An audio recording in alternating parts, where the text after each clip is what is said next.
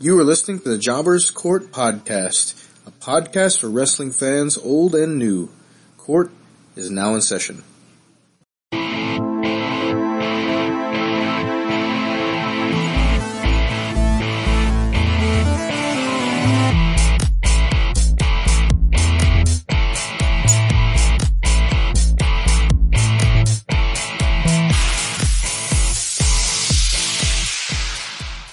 So, we've talked about some really good gimmicks. What do you guys got for really bad gimmicks? Why don't you start us off, Bob? Let's see. Raw GM was pretty bad.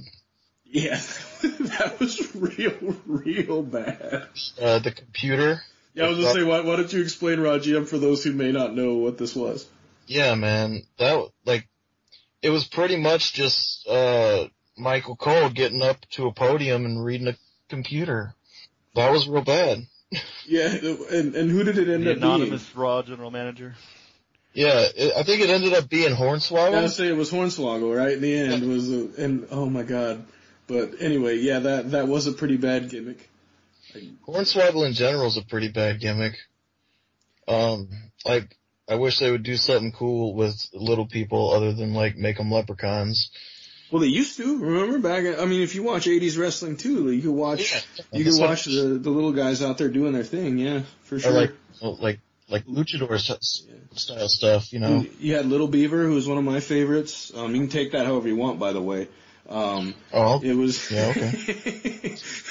He was one of my favorite little dudes to go out there and watch. I remember when King Kong Bundy dropped an elbow on him, I damn near cried because he was so small. But anyway. Yeah. What else you got for a bad gimmick? Let me think. It's a tough one, dude. I think I just hate Michael Cole. I think that, Michael Cole's whole gimmick of just, that gimmick of being a bad announcer. That's pretty much. Is it a gimmick? Or is it real? It has to be right. Dead, so. Yeah. Oh, man. I don't know, man. I was excited for, JBL to be on that announce team. Not to, get away from the subject too much.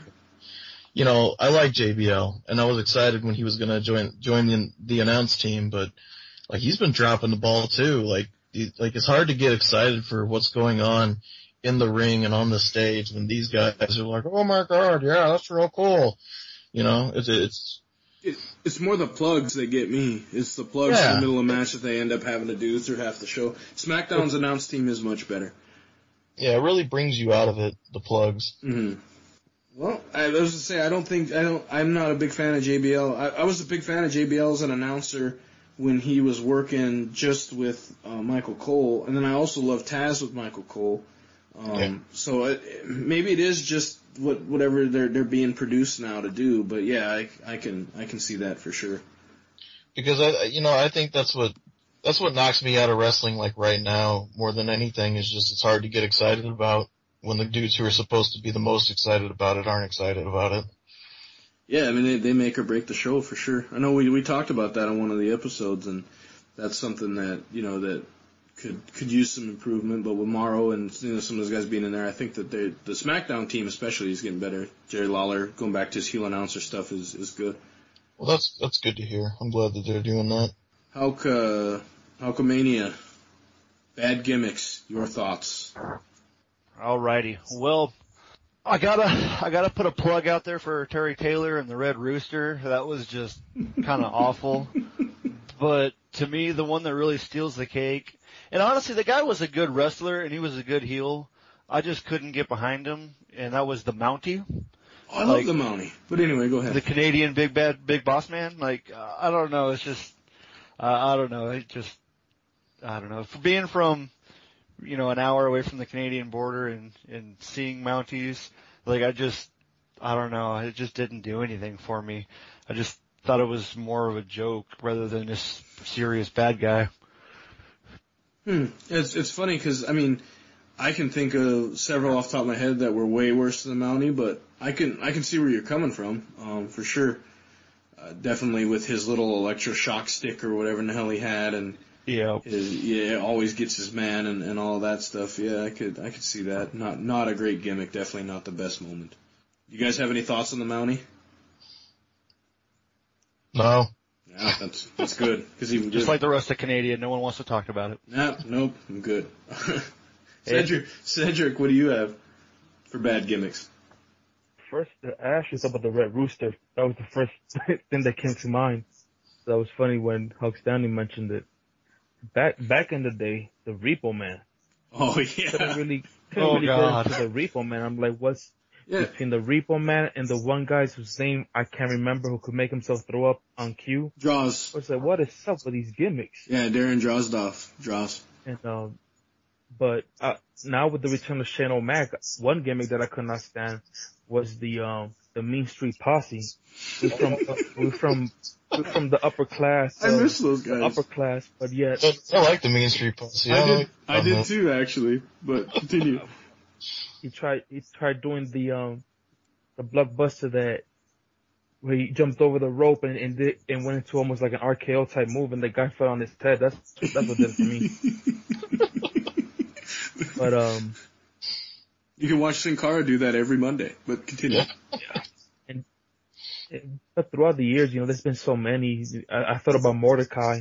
I don't know where he went. Oh man. And I also thought about the Boogeyman. I'm like, here's the character that was almost being prepared to be like, yep, this is the gimmick. We have the Kane, we have the Undertaker. There's gonna be another one of these dark characters breaking the clock in his head, eating the worms, and next thing you know, another gimmick gone wrong. Dude, if Boogeyman would have been around in like the late 80s, early 90s, he'd have been big. He'd have been... Yeah, dude. It feels like they put a lot into that with like the production value with the smoke and like it was cool looking. I thought he looked really cool. Yeah.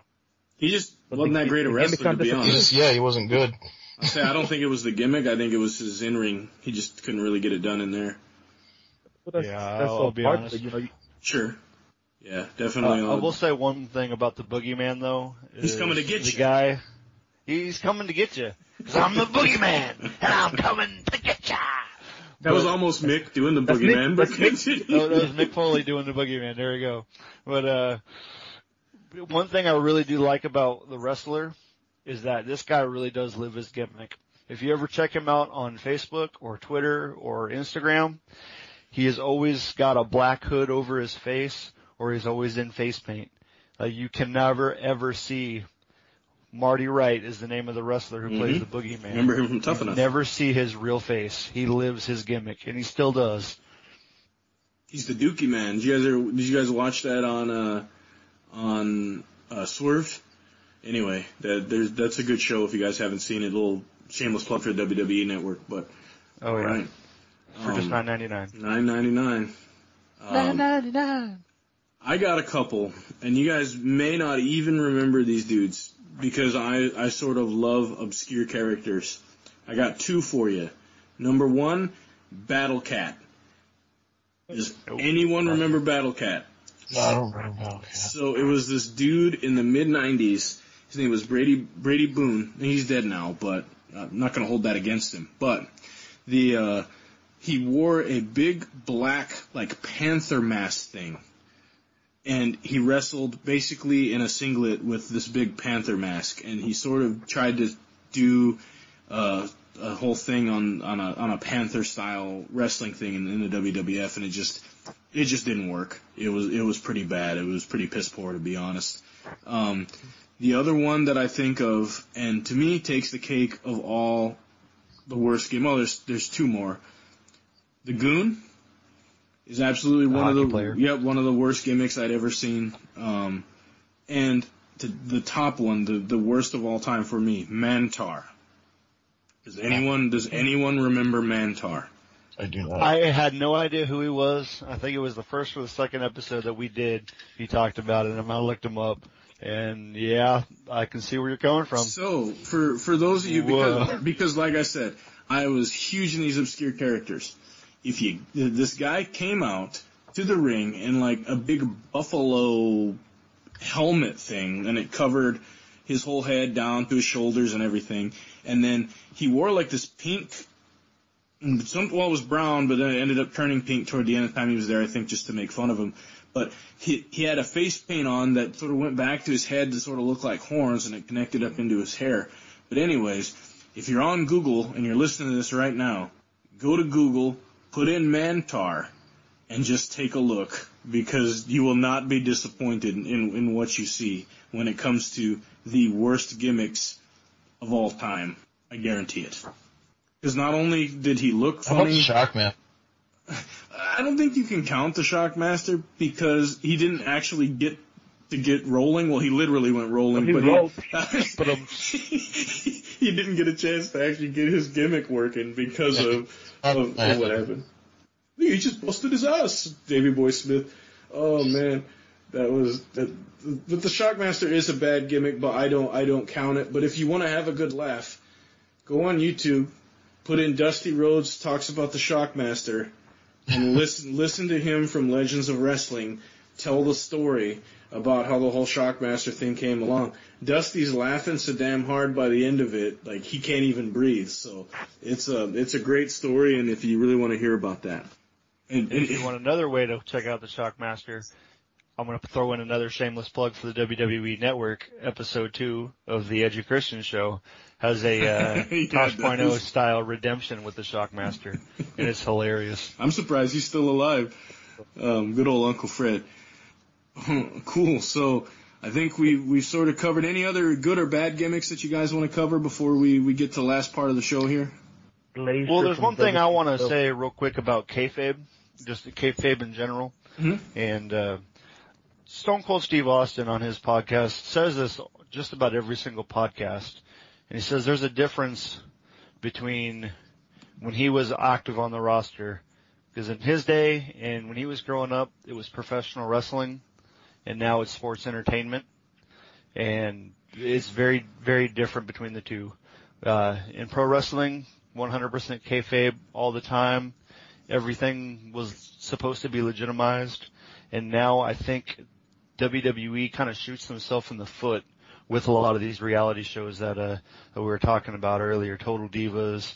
And honestly, as much as I really liked the Breaking Ground stuff they did, I really think it kind of hurt the product a little bit, because you kind of get the backstage eyes on it, and you get to see the good guys and the bad guys being buddy-buddy behind the scenes.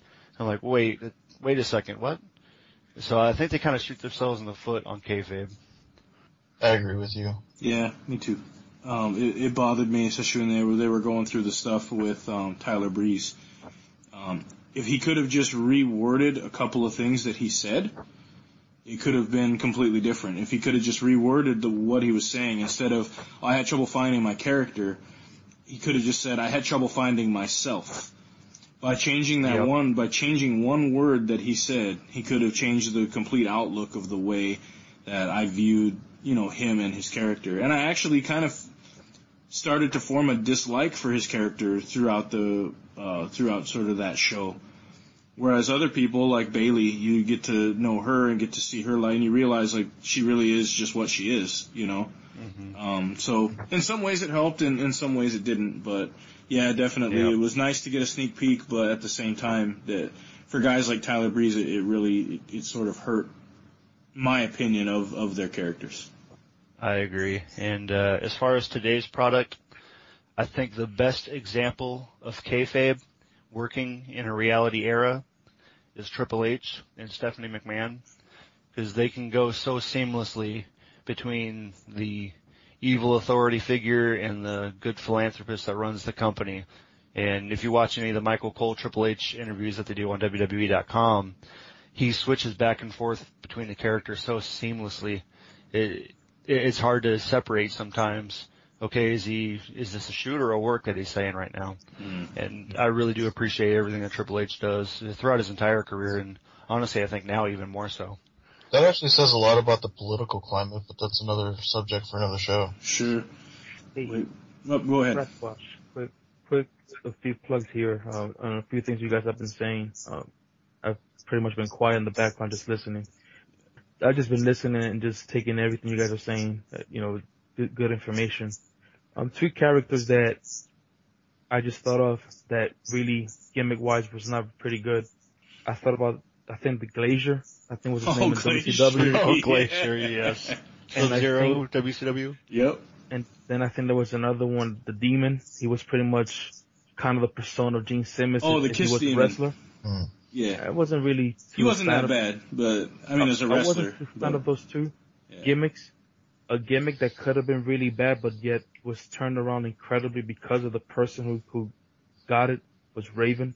I think Raven was an amazing, just his promos and just whoever he took under the flock just became part of his dark energy, and I think it worked perfectly. And that's one person that many casual fans today might not know who he is, but I think Raven was an incredible character. Yeah, he just gave life to that character. So for casual fans, if you needed someone to compare him to, he was very Bray Wyatt like.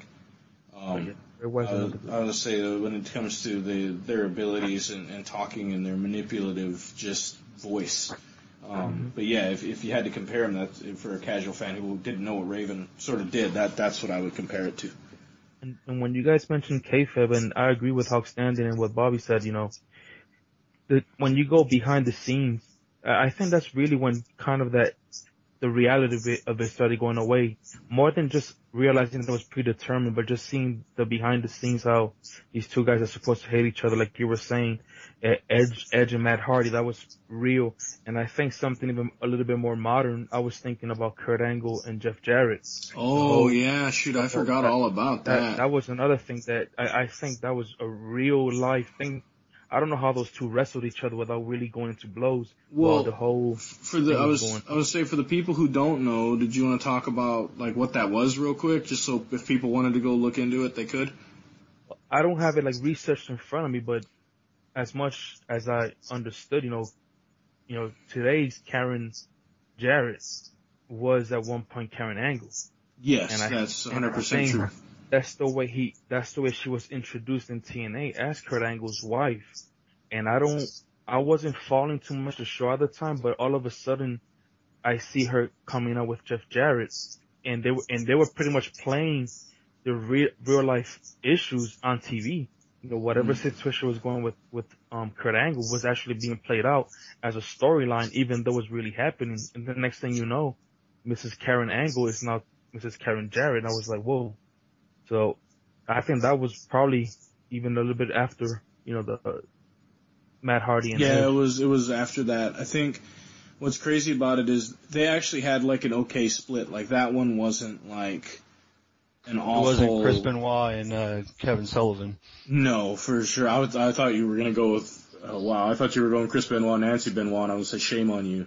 But anyways, shame. Shame. Well, no, Kevin Sullivan was married to Nancy before she married Benoit. Yeah, they did a storyline where she divorced him and married Benoit, and then that's what happened. Yeah, I just for a second there, I thought you were going somewhere else with that, and I was gonna be like, shame on you. But anyways, too soon. But always too soon. Like that Valentine I sent you with Owen Hart the other day. But anyway,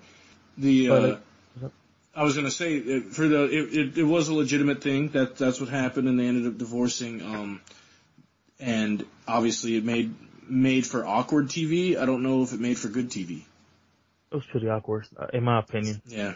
But like you guys were saying, and I think Bobby mentioned it, and I've mentioned it before, you just gotta see wrestling for what it is. You know what I mean? Mm-hmm. Like he said, when you watch a movie, I've seen people, Titanic sucked, or this movie sucked, or that movie sucked, it's not historically correct, or that can never happen scientifically. Just the same way you watch a movie and you enjoy it and you live it like it's real, that's the way wrestling should be as well. And it's good to see the behind the scenes, but even when you see that stuff, just still watch it for what it is. It might have, like you said, it might affect a little bit your perspective, but don't ever let it affect you to the point where I think a lot of so-called fans today, they can't enjoy it. They'll go to an arena, pay the good money to be in the front row seat, and it seems like they're not even paying attention to what's going on in the ring. Yeah. Oh, yeah, that happens all the time, and it irritates me. You'll see fans on their phones, and it's like, if you're going to do that, that's fine, but get a cheap seat. You got seats that are down on the floor where the TV's catching you, and you're literally down on a floor seat, and you're reading. There's the guy at NXT that reads a book all the time. And there's a guy who, it's just, NXT fans, that should be a topic for an entire show. I could go all day. But the big thing is for me is yeah, just try to, like, why are you there? Just look like you enjoy it. I would love to be in your position and have a floor seat at one of those shows. But anyway, I digress. Yeah, and like another thing about that is I don't think fans really recognize their roles as wrestling fans anymore. Like you go to a wrestling show and all these guys, like they're cheering for people that they shouldn't be cheering for. You know what I mean? Yeah, because it's cool to do. Yeah, because I mean, you got people who are, you know, cheering heels and booing faces, and that just, you know, it completely upends what they're trying to do, because, you know, they have to listen to some extent to the fans, because if it's not working, they're not going to be able to sell tickets, they're not going to be able to sell merchandise, and, you know, a lot of these things that we're saying that the internet says is bad, you know, it might be good eventually, you just have to roll with it. Well, I think that's... I'm right there with you. Yeah. Sorry, go ahead. I was going to say, I think that's why the hardcore smart fan, the hardcore fans out there need to get a life sometimes, because they don't understand that the casual fans is what makes them money. And so they're going to cater to their casual fans. They're not going to cater to the hardcore fans. It's just the way it is. That's good business. As much as it might suck, that is good business. And as a hardcore I got a fan, quick question for you. Oh, sorry. Go ahead. Oh, you can enjoy it as, you know, like you're a casual fan, like going to shows and, you know, seeing the faces and booing the heels. Like, I could still enjoy a show like that. Like, I know in my heart who I like and who I'd like to see push, but I know it's not good for the product. They don't understand that, you know, booing someone isn't necessarily bad for someone. Like, if a person is a heel and you want them to get over, you should boo them as hard, as loud as you can. If someone's a face and you want them to get over, then you should, you know, cheer them as loud as you can. Like, you know, not reacting at all or, you know, doing the opposite is just, you know, it really, it damages, like, who you're doing it to, the performer. Yeah, well, obviously, and all in wrestling, all you're looking for is a reaction, good or bad. So, yeah, if you give the heel a reaction, then you're supporting them. Like, hello, if you give them a boo, you're supporting them. Support. Yeah. That's Now, can I sit back in my house and watch a network special and go, that was great heel work? Absolutely, I still can. But if I'm going to be out in the crowd, know your role and shut your mouth. Or boo when it's time to boo. That's right.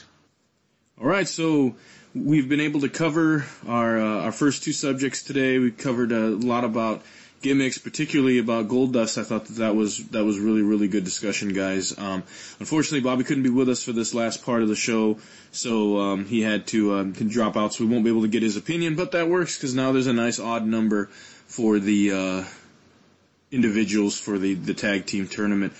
Before we get going with anything else, I just want to give a really big thank you to Josh Wesson. He's the individual that designed our new logo that we are using on the Facebook page. So for all those of you who like that, thank you very much for the like. And then if anyone needs any drawings or any type of logo work done, he just asked that if you could look up Joshua Wesson on Facebook. He would be more than happy to look at something and maybe work something out with you. So, all right, now that we've gotten that out of the way, time for the serious stuff. Actually, just kidding. This is probably the funnest thing that we get to do are these fantasy bookings at the end. I look forward to them so much. So, who do we got today, Cedric? Well, for today's fantasy booking, we have the Kings of Wrestling, composed of Claudio Castelloni, or as most WWE fans will know him as Cesaro, and Chris Hero, who actually had a short stint at the beginning of NXT as, I think, Cassius Ohno. And then they will be facing the Edge and Christian early tag team when they were part of the Brood managed by Gangrel. All right, so with that being said, why don't you go ahead, since you got the floor already, talk about, is it the Kings of Wrestling or the Kings of Wrestling? Because I want to know, because there's a big difference between wrestling and wrestling. wrestling. All right. That's how much. Did I say wrestling? No, I don't know. It was close. It was like, it could have been a G there. I don't know. That's not real wrestling. It was an elusive G spot. Okay. But- Kings of Wrestling. Kings of Wrestling. Yeah, well, see, there you go. You got me. This is funny, but not funny again. Nobody laughed, but that's all right. You didn't think of it. So, go ahead and describe for us the Kings of Wrestling, what they do as a tag team, sort of their style. That way, in case the listeners aren't familiar with them, they kind of get an idea. Well, the first time that I saw the Kings of Wrestling was in Ring of Honor. I think they were playing on HDNet at the time, and I really liked the team. This is before Cesaro was in the WWE. And the thing that I had already heard about Chris Hero as an individual wrestler from different organizations, but specifically on PWG. But I had not seen Cesaro, not sure why, until I saw him there. And the thing that caught my eye immediately was how strong Claudio Castelloni was, and Chris Hero as well. These two gentlemen have had much success as individual wrestlers, but as tag team, they have definitely had quite a lot of success.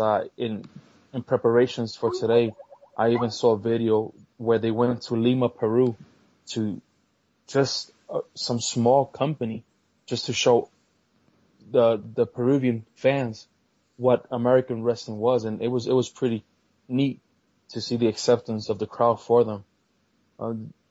They've been managed by as a Kings of Wrestling, which is a stable which has been composed by other wrestlers, not just them two. But I know they had a male manager, which right now the name eludes me. Was that Shane Hagedorn? Is that who you're talking about?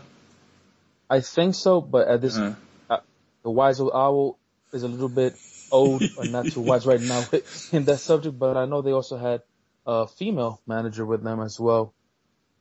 And that was Sarah Del Rey, right? I don't know what the heck's going on with me today. I'm forgetting everything. Sarah Del Rey, yes. Which I think right now she's coaching on NXT. She is. I might be wrong on that one, but I think I read it somewhere. Nope, you're absolutely right. She is. Okay. Oof. I almost lost it there for a second. I'm like, I was like, if I have another Wise Old Owl moment, I'm done. I'm out.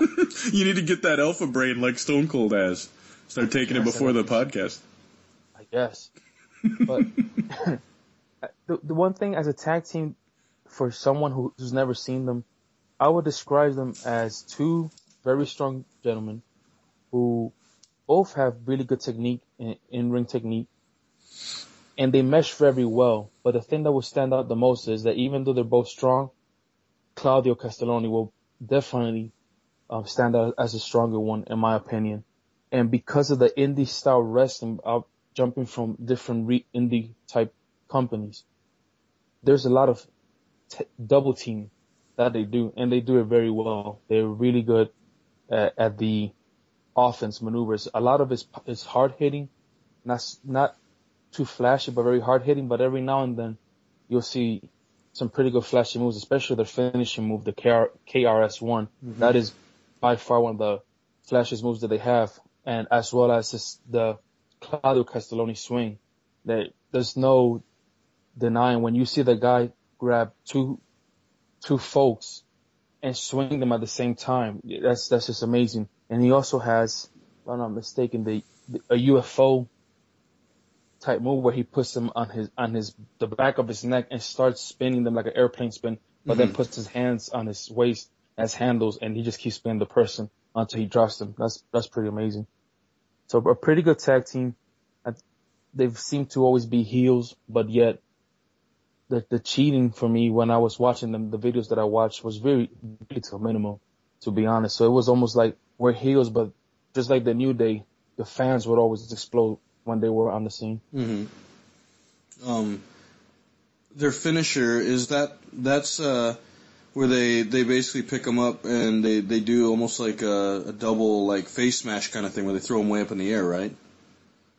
They have one of those moves where they grab you against the ropes, grab you, flip you, but they don't drop in your back, they just throw you up. But the KRS-One, Claudio, they both kind of grab the guy. Yeah. But it's almost like Claudio throws them up, and it's almost like a reverse powerbomb type movement that Chris Hero hits. It's just a devastating move. When you see it, you're like, holy Lord. Yeah, I remember watching. And I know they have another, and I think they have another variation of it. I'm not sure if they actually call it KRS-2, but I know they have another variation to the same move. I know there's a third variation when they're in PWG and they're doing a 6-man tag, and Super Dragon, which by the way, shameless plug, one of my favorite indie wrestlers, he's in my top 5. They also have another variation of it, and they also have the Hero's Welcome, which is a variation of Chris Hero's move where Claudio also helps him into it. So they have quite a few finishing moves, but the KRS-1, to me, is like one of the most devastating moves that I've seen, because the person, when they throw the opponent up, they really throw the opponent up, and the person almost falls right on the back of the neck to the upper part of the back, and it's a pretty devastating move. All right, Halkenstein, what do you think of them? Alrighty, Kings of Wrestling, not wrestling, but wrestling. If you're not familiar with Cesaro when he was known as Claudio Castagnoli, or if you're not familiar with the name Chris Hero, go online. You can find him very easily on YouTube. Just search Chris Hero or Claudio Castagnoli, and oh man, your mind will be blown. Just about everyone's a fan of Cesaro in WWE. The guy's known as a Swiss Superman. That guy goes complete Super Saiyan Goku in PWG, Chikara, and Ring of Honor, just to a whole nother level. And it's pretty amazing to see what both of those guys can do. If you can kind of compare him a little bit to Tyson Kidd and Cesaro as far as tag team, but just imagine if Tyson Kidd was about another foot taller and almost equally as strong as Cesaro, but maybe a little slowed down as far as his speed. And that's basically the Kings of Wrestling. Not to take anything away from Chris Hero by comparing him to Tyson Kidd. I love Tyson Kidd, but man, Chris Hero, he's one of those guys that I was really ashamed when he got cut from NXT. The guy is complete gold. And yeah, they were tag champions when they debuted in Chikara. Originally, Chris Hero was tag team with a guy named Mike Quackenbush. He turned on him and joined Claudio Castagnoli, and they were managed by a guy named Larry Sweeney, and then also by Sarah Del Rey. But yeah, these guys are special. Like I said, they debuted in Chikara, won the tag team champions there. They went to CZW. They went to a place called JCW, Juggalo Championship Wrestling. Hey, shout out to Juggalos. Oh yeah. That's some good programming there. Child friendly too. Holla. Continue. Yep.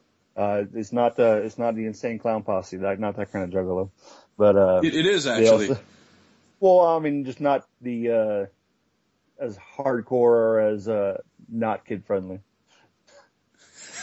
Well, I was just saying the stuff I saw from JCW was all hardcore wrestling, and I would not let my kids watch it. But continue. I was being facetious.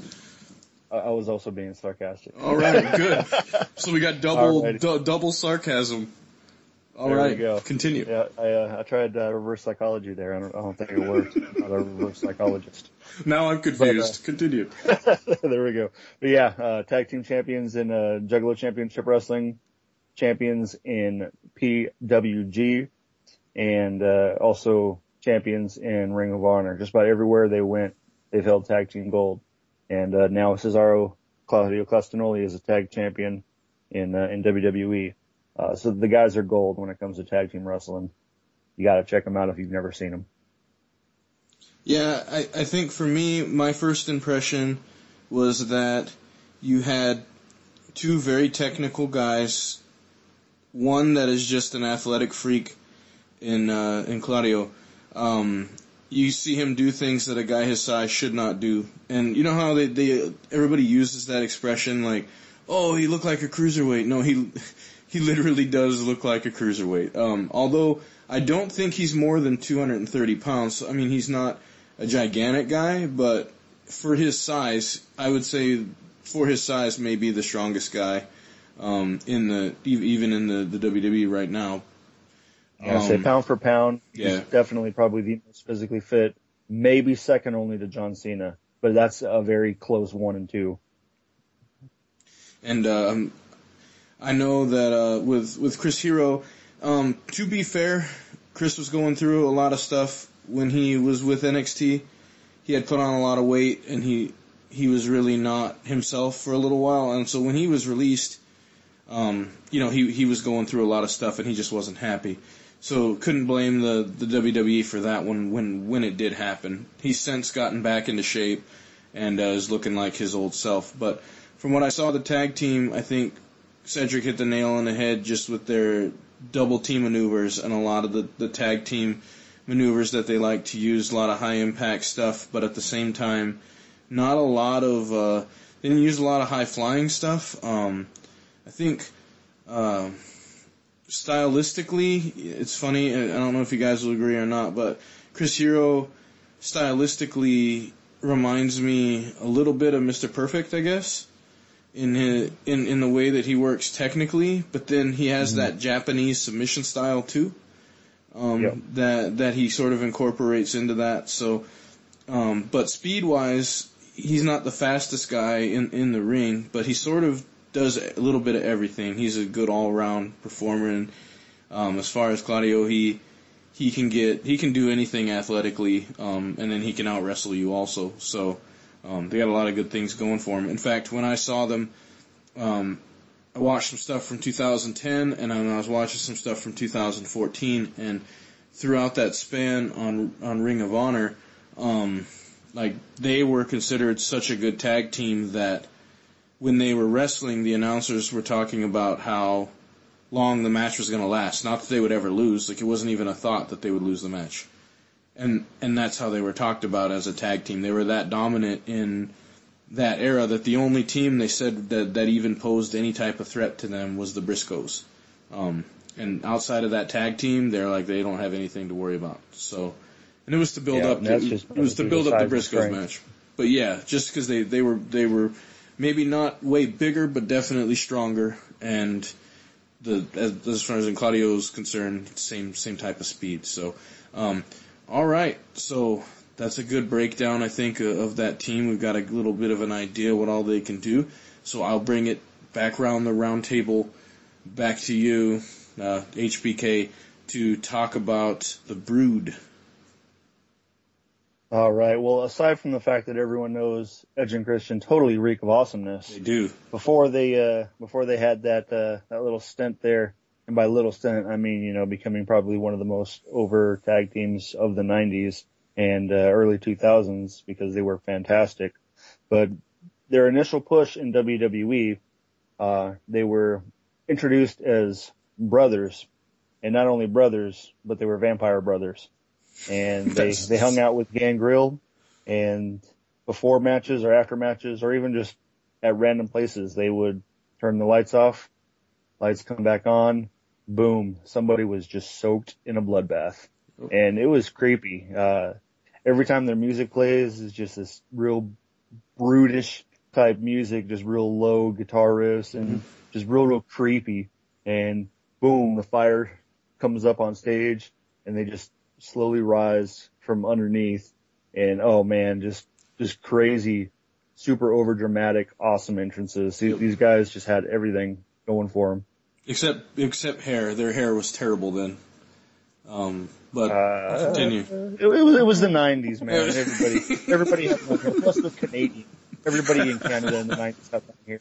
Is that why their hair looked like the guys from Nickelback? Yeah, something like that. All right. A little bit better, a little bit more kept. Maybe. They probably sing better too, but continue. Oh yeah, Edge, total big Edge head, and yeah. But yeah, that's pretty much all I got for the Brood. As far as their tag teams, again, they were pretty much brand new into wrestling and brand new into the WWE as the Brood.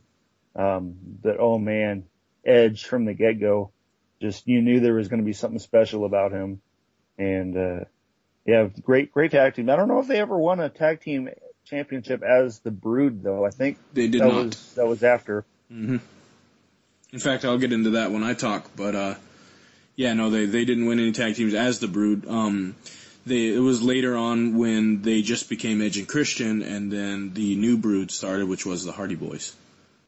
Yep. And, that was kind of weird. And honestly, like, as far as the vampire shtick, Edge fits it really well with that big long chin and just that grimacing smile, big teeth. It just totally fit. Well, man, I'm reminiscing about some good childhood memories here. I love these guys watching them. You know what I hated was the frilly shirts that Gangrel and Christian would wear.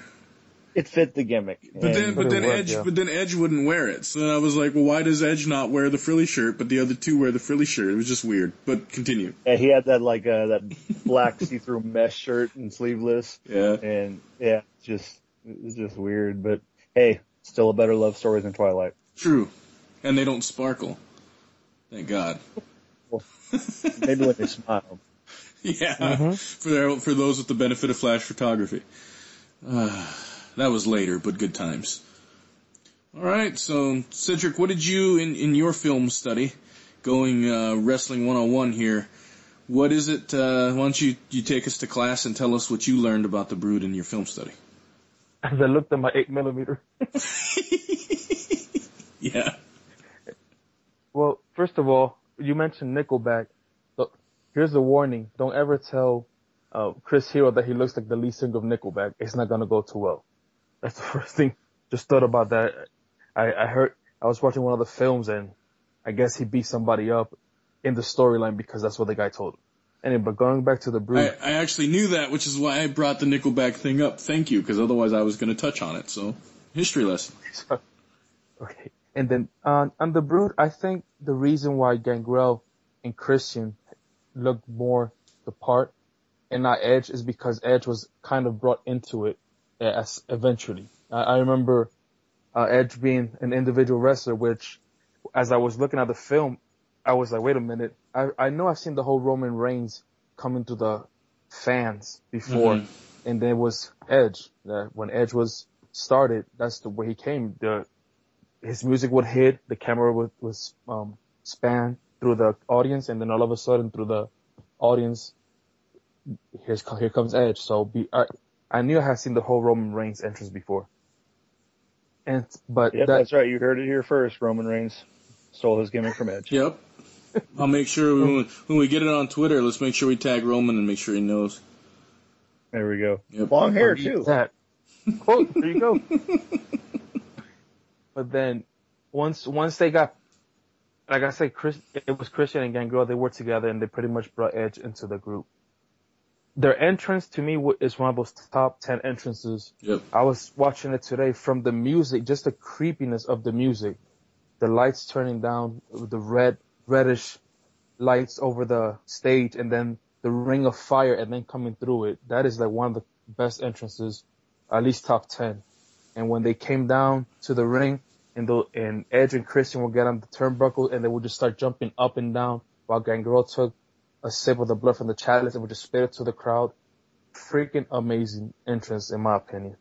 And I agree with Hulk standing. They just looked the part. The hair, the smile, even the small sunglasses that they wore, everything. And I think as I watched them today, it was hard for me to separate the fact that I could see already an Edge, not just the outer appearance, but just his wrestling. You could tell he was going to be someone special as an individual because there was something about him that stood out in the fights. And Christian as well. Now, sometimes we talk a lot about Edge, but Christian, he himself held his own throughout his career. So as a tag team, Twilight reference, they kind of sparkled. They did. They did kind of sparkle. That is true. But as a tag team, as I watched quite a few of their fights, the ones that I was able to find, the one thing that I noticed was, as the Brood, it was almost like Gangrel was almost the one that stood out. It wasn't just such as a tag team, but Gangrel was always in the mix. But the few fights that I saw them together as Christian and Edge, you saw a few of their double team moves that you could tell, yeah, these guys have a pretty good chemistry. But I know I'm gonna get some heat for this, but I think as individuals, they definitely stood out. And even for 1 second, I questioned, like, wow, these guys as wrestlers were good, but I think when they left and the Brood and became Edge and Christian, I just think their personality is what just put them over the top. But that's a whole different subject. Mm-hmm. But as the Brood, I saw some good moves. They had a decent finishing move that I noticed where Edge would, I think he speared one of the guys, and Christian did some somersault where he ends up being held with legs between the waist of Edge. Edge will pick him up and then just drop him as a slam Mm-hmm. against the guy. So it was okay, I guess, for the time. It was pretty innovative, and actually that's what the commentator said. Every move that they did, they would call it innovating. I guess today innovating is like how many spins can you do before you hit an elbow or a splash or something. But back for the time being, it was pretty good fighting, and especially I enjoyed it when they fought the Hardys, as Hardys is the new Brood, and them just slowly moving away from the Brood. But the film that I did see and the few fights that I was able to watch that I found, you could just tell that they were a good tag team, but you could also tell there was something special about these guys that want, at the moment, just thinking if these guys were to separate, you could tell that they had a good future. So it just stood out in their matches. All right. Well, I know for me, the big thing was that Gangrel was really the veteran leader of the Brood. And so most of the time, you wouldn't get Edge and Christian in the ring together unless it was a 6-man tag. But what I saw from them primarily was Edge's ability to just wrestle. Like you could see from a technical standpoint, from a presence, all of that he had, you could see he was going to be a kind of a total package of a wrestler. Christian, I think, was kind of a late bloomer. I would make fun of him a lot. I remember when I was younger, I'd make fun of Christian because he just sort of seemed like he was there. But I think now that I'm a little bit older and I have better appreciation for his in-ring work. But for me, I think that we talked about their entrance, their look, and all that. And from a wrestling perspective, I think that tag team wrestling was sort of just starting to come kind of back into the fold at that time, because throughout most of the Attitude Era, or throughout most of the pre-Attitude Era, so from pretty much from like 95 until 99, tag wrestling was pretty bad. You still had all the really big gimmick teams. You didn't really have a lot of teams that were really put together outside of like the New Age Outlaws. So I think that they were kind of hurt by that at the time, because the tag team division isn't anything like what we see in the indies from 2010 to 2000 or to now. But if you were going to have these guys square off, Hulkster, with the Kings of Wrestling being almost like tweeners, I guess, versus a heel Brood with Gangrel, what are your thoughts? All right. Well, this is a really tough matchup to really choose a winner. Going into it, I think that the Brood is going to have some head games being played, and they're going to try to mess with their minds, maybe a bloodbath before the match starts, just to throw somebody off and just get them like, whoa, like, what, whoa, am I wrestling or am I being sacrificed here? But this is so hard to really choose, because I love Edge and Christian so much, but really coming from a technical wrestling and just how accomplished each team was and kind of comparing them together at this time when the Brood really kind of still somewhat new, and most of their competitors, like you said, really weren't great established tag teams. I really think I have to give the edge to the Kings of Wrestling here. But that being said, you do have the ultimate opportunist in Edge right there. I especially as heels, I could see some way for Edge and Christian to pull the win out. But it would definitely have some kind of cheap tactics to get the win.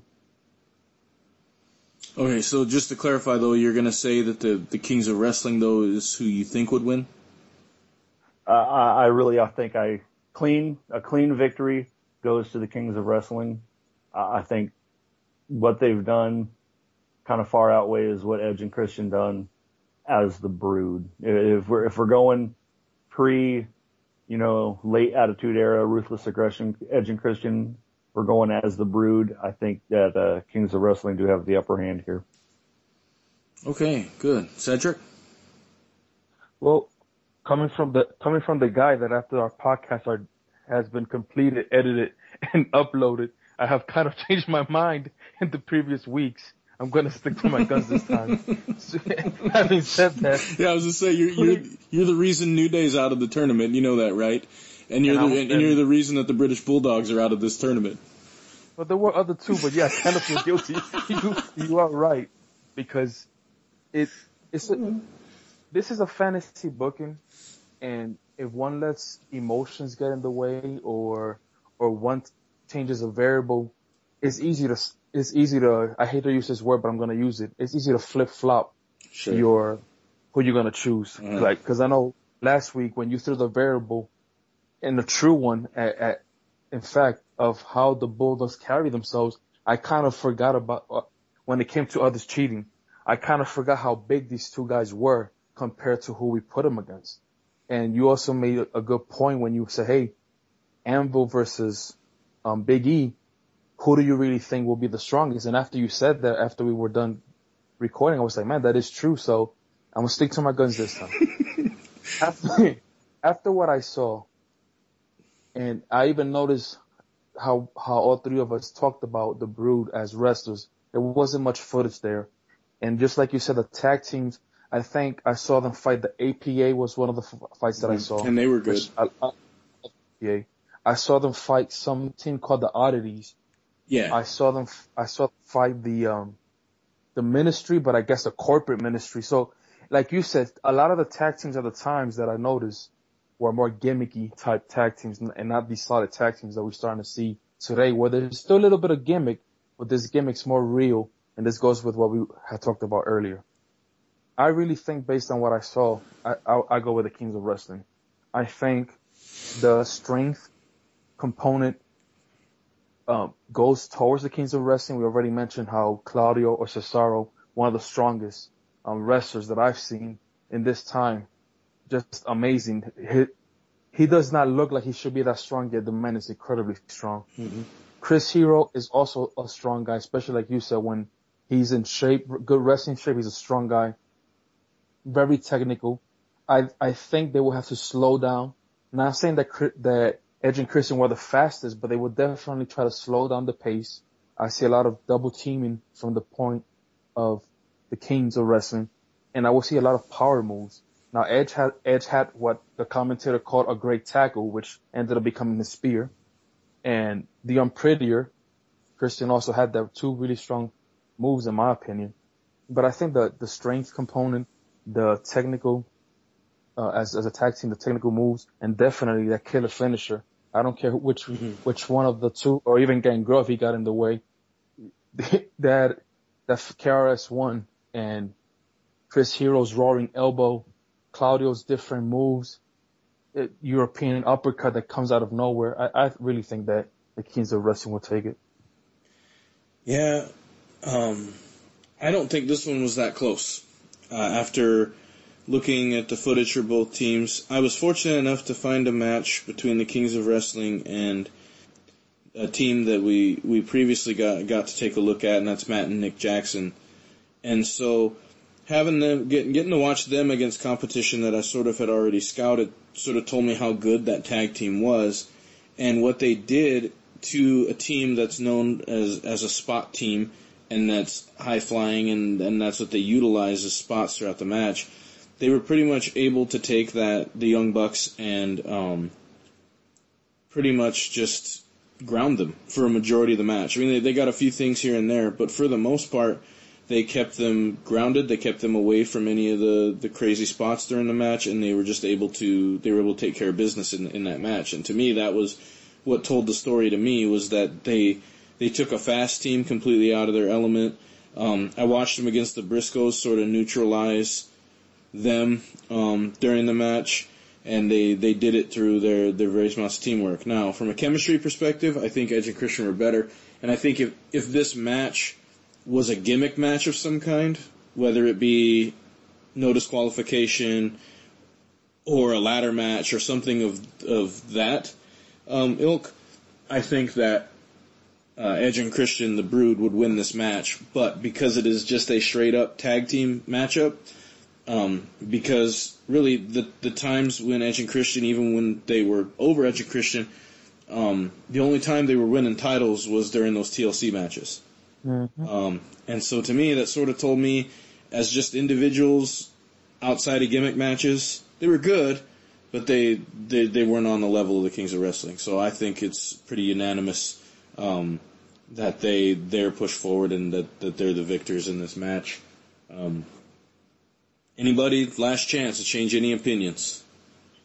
Because I said, I'll get off here, then you're going to write me and be like, I changed my mind. No. Why do you have to mention the ladder? Now that you meant, I was joking. Well, because it's not a gimmick match. Yeah, I think that if it was a ladder match, I really do think it would be different, but it's not. So, yeah, totally there. And I do have socks on, so I'm not one of those guys that wears flip-flops and socks. I got to stick with the Kings of Wrestling. Well, that just hurts, flip-flops with socks on, because it you got to pinch your toes around the end thing, and then the sock gets all caught up. Man, that's just rough. But, all right, so Kings of Wrestling advance. So let's go ahead and get our sneak peek in for next week before we end the show. We got our subjects ready, right? Oh, it's crickets. I do believe so. I think one of the subjects we were talking about was the potential of a brand split. Now with Shane O'Mac in the picture, we had already thought about this weeks ago, but now that he's in, I know we were discussing that. Yeah. We were also discussing, I think, the possibility for seasons, actual time off, so to speak. Mm-hmm. And that would have to do with the brand split. Basically, what you're going to see next episode, folks, is we're going to be taking a deeper look into the brand splits, what we personally would do with it, and then also discussing injuries and a potential off season for some of the wrestlers. So stay tuned. We're scheduled to have another special guest join us, but I don't want to announce that just yet in case that doesn't happen. Maybe two. Yep. So we look forward to seeing you. Again, just want to say thanks a bunch for everyone who has downloaded our stuff, subscribed to our stuff, given us likes on Facebook, and especially to all those individuals hitting us on Twitter wanting to be on the show. And we just really appreciate it, and we'll do everything we can to get you guys in, because, again, this platform is for you guys, not just for us. So anybody got anything before we adjourn? Yeah, the last little bit I got, we already touched on it a little bit, but Roman Reigns stole Edge's gimmick. The long hair, the entering from the crowd, and of all things, he stole the spear. Come on, man. Yeah. Oh. He's basically just Edge in a bigger body. With no promo skills. Hey, he doesn't have no promo skills. He has a little bit of promo skills. Okay. He also lost with two other ones. He's no Dwayne The Rock Johnson. That's right. He's no who is? Adam Copeland. Who is? Dwayne The Rock Johnson is Dwayne The Rock Johnson. Well, he's actually Dwayne The Rock Johnson. Dwayne The Rock Johnson isn't The Rock. Hate to tell you, he's good, but he's not as good as The Rock was on the mic. I think he's lost it a little bit, but that's a story for another day. Hollywood changes a man. It does for the worse, and look what it did to Hulk Hogan. All right. So, quick question before I go. What is the tag team that we're gonna book next week? Oh yeah, the tag team we're gonna book. One that you've been asking for a long time, but at least which is that one tag team you've been asking for? Yeah. So, are we finally gonna do the Von Erichs? Yes. Yep, and we're gonna be having the brothers Von Erichs. We're gonna be dipping back into the late 70s, early 80s on this one, and who are they taking on? Who do you got, Seth? Money. Beer. Money. This will be a great one, to be honest, and this one will be extraordinarily close to call. What I will ask the Jobbers Council, the fans out there, we're gonna put a poll up. Please vote in it, because the fan voting may decide who wins this, because that's how close, I can already tell you that's how close it's gonna be from what I've seen of the Von Erichs and what I've seen of Beer Money. So, I'm just gonna put that out there right now before we get off here. Alright guys, anything else? You got the Kings of the Dallas Sportatorium versus the greatest TNA originals of all time. It's going to be great. The greatest TNA originals? You mean as a tag team or just in general? As a tag team. I was going to say, you can argue it as singles next to AJ Styles. You got to put as a team. You got to put as a team, man. You got to put Abyss in that conversation too. But all right. Yes, as singles, right. I think they were both from the get go. They were there. But let me not spoil it. We'll talk about that. Yeah, that's right. We're going to talk about that next week. Peek, just a sneak peek. Wow. Oh, no, never mind. I was going to say just a tip, but I'll move on. Don't say it. Oh, man. Oh, all right. So, I'm talking about pool cues. So, for next week, it's going to be a lot of fun. I'm looking forward to it. Lots of stuff going on. We really thank you again. The show went a little bit longer than maybe we wanted, but that's okay. So, what we're going to do until next time, Jobbers Court is adjourned. Thank you very much.